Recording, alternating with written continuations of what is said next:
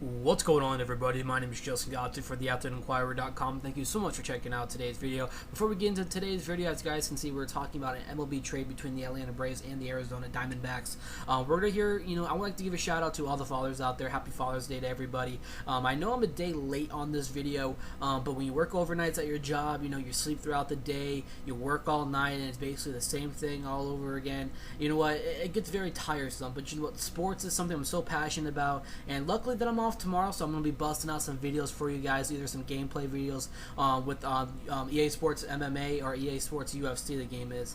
I'm going to be busting out some videos there, doing some gameplay videos, which are fun videos to do, so if you guys go check those out. We're also going to be talking a little bit about the NBA draft. I'm going to get a little bit into that, probably have a correspondent come on with me and do it. Maybe we can have Tim and do a little bit of a, the Real Sports Talk reunion. Maybe he can come on here and, shed some light on the 2015 NBA draft. But that's all stuff that's coming up within the next couple of days. So let's get right into today's video and talk about the trade that went down last night involving the Arizona Diamondbacks and the Atlanta Braves. Now, both teams are no stranger to trades, as both teams have done, a trade before. And surprisingly, they're continuing a good partnership. Two National League teams, one's in the West, the other's in the East. The Arizona Diamondbacks and the Atlanta Braves, as it stands right now, are still up there in a potential playoff race. The Diamondbacks are 4.5 games out. A lot of people will end up thinking that they're going to be like the Colorado Rockies this year. A lot of people are expecting the Colorado Rockies to be a little bit much of an improved team,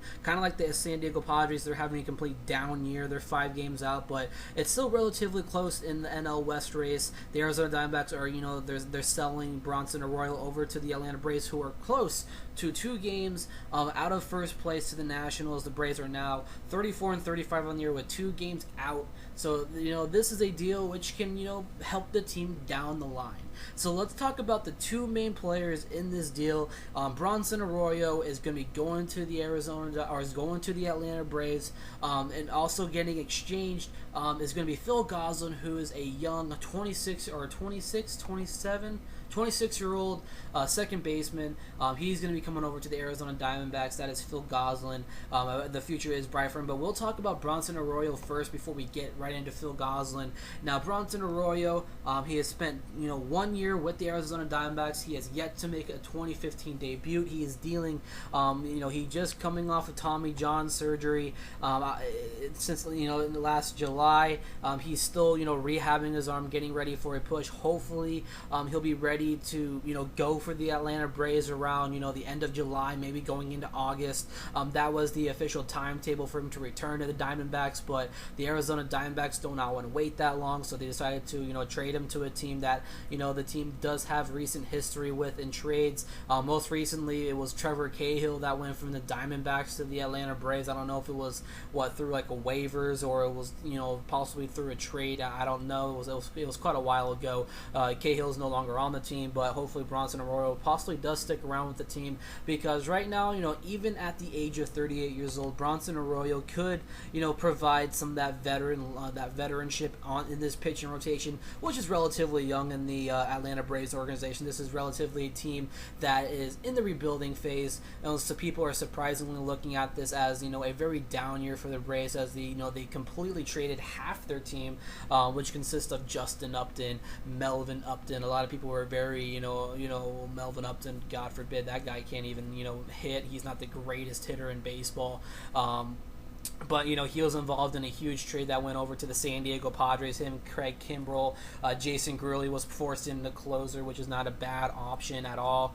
But, the team is now going with some veterans. Surprisingly, when you look at it, they do have some young talent, some hungry talent to really work for the future of the squad. They got Simmons there. They got Freddie Freeman. They got a couple of prospects that's coming up through the system once these, veterans decide to hang them up. Nick Markakis is there. He came over from the Orioles during the offseason. You got Juan Uribe, who they acquired from the Los Angeles Dodgers. AJ Pierzynski, who they have there. I'm surprised he's still around in Major League Baseball, but he's still getting the job done for the Braves. But the only thing that the Atlanta Braves really needed to do is get some veteran leadership inside this pitching rotation. I like what they have with Julio Teheran, Shelby Miller, Alex Wood. They got Weisler and they got Perez in there. So it's a very interesting and very young pitching rotation, and they really need that that veteran player to come in and shine some light and teach these much younger pitchers a little bit more and get some advice from a veteran pitcher. And Bronson Arroyo is not a bad option, but what the problem is Bronson Arroyo is going to be still remaining on the disabled list with the Atlanta Braves. Basically he's already a member of the squad. He's going to be with the team on the disabled list right now, and around, like I said, the end of July to end of August, or in the beginning of August, is when he's scheduled to return from the DL. Hopefully that he'll be at 100% ready to go and try to make some sort of impact, and hopefully that the Braves are still in a very tight playoff push with the likes of the New York Mets, who are 36-34 on the year, and the Nationals, who are 36-33 and leading the National League East right now. So hopefully the Braves can still hold in there for a potential playoff push for Bronson Arroyo, who has not been in the playoffs for quite some time now. I guarantee he wants to win a ring before he retires, but I don't think he's going to end up getting it with the Atlanta Braves in the remaining years that he has in Major League Baseball. Now let's go right over and talk about Phil Gosselin. Phil Gosselin is a guy who has quietly made some sort of an impact in baseball. He has 40 at bats this year, so he's getting that call up. He is a former fifth round selection in the 2000. He's a former fifth round selection in the MLB draft back in 2010. Was originally drafted by the Atlanta Braves. Was not acquired from any other team, but he was drafted by the Atlanta Braves with the 164th pick overall. From what I do know about him, he's 6'1", 200 pounds. I don't think he's going to make immediate impact on the Major League roster. Surprisingly, when you come and look at it, I don't even think he's going to end up being sent straight to the team's Major League roster.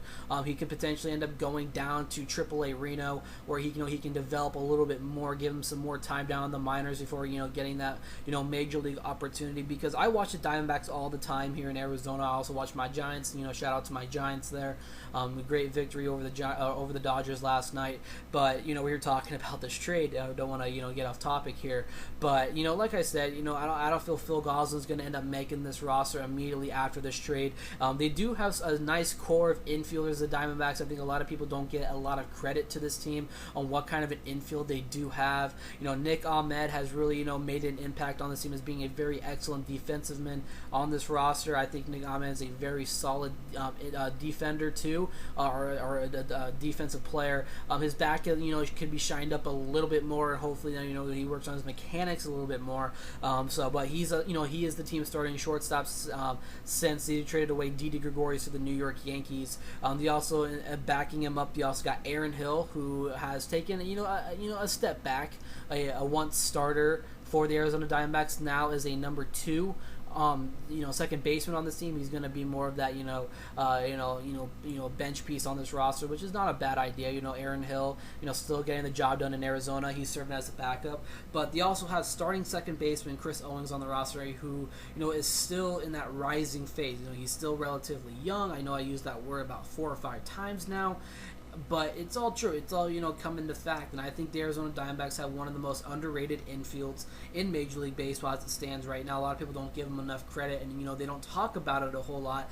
I like what they have, like I said, in the infield. Ahmed, Chris Owens, got Jake Lamb, the rising Jake Lamb. A lot of people still do not talk about him a whole lot, so I think a lot of people should give him more credit for what credit is due, and he ultimately deserves it. I expect a whole lot for Jake Lamb in the coming years, and at the end of the day, you're going to add Phil Gosselin in at some point in the next year or so. I don't think unless an injury is out of nowhere, if Aaron Hill goes down and they really need someone to be a backup, you can follow you can call up Phil Gosselin if the team is thinks he's ready for it.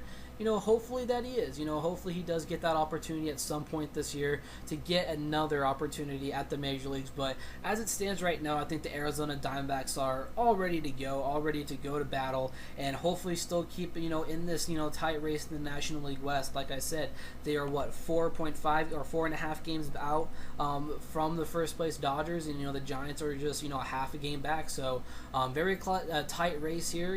Getting into the end of June, heading into July. So we'll keep you guys informed with more MLB trade talk. We got a lot more videos coming your guys' way in the coming days. Also, got to be doing a couple more interviews. We're trying to land some MLB draft prospects. I can't, guarantee it's going to be first rounders, but there's going to end up, hopefully to land a big interview for you guys. A guy who I think is going to end up being the next phenom in the MLB. Hopefully we can get him on and share his thoughts on the draft and everything like that. So if you guys like this video, make sure you guys give it a thumbs up. Make sure you guys share the video. A very okay trade. I think that there's a lot of development going for the Braves right now. They think they're going to do with Bronson Arroyo come around the end of July going into August, and the Diamondbacks got a nice prospect on the rise in Phil Gosselin. So my name is Justin Gotzi for theathleteinquirer.com. Let me know what you guys think about the deal. Make sure you guys click that subscribe button, show your support to the Athlete Inquirer. Check out the website at theathleteinquirer.com. Make sure you guys go and follow me on Twitter at Athlete Inquirer. All the links are down below in the description for you guys. Once again, my name is Justin Gotzi, and I'll catch you guys in our next video.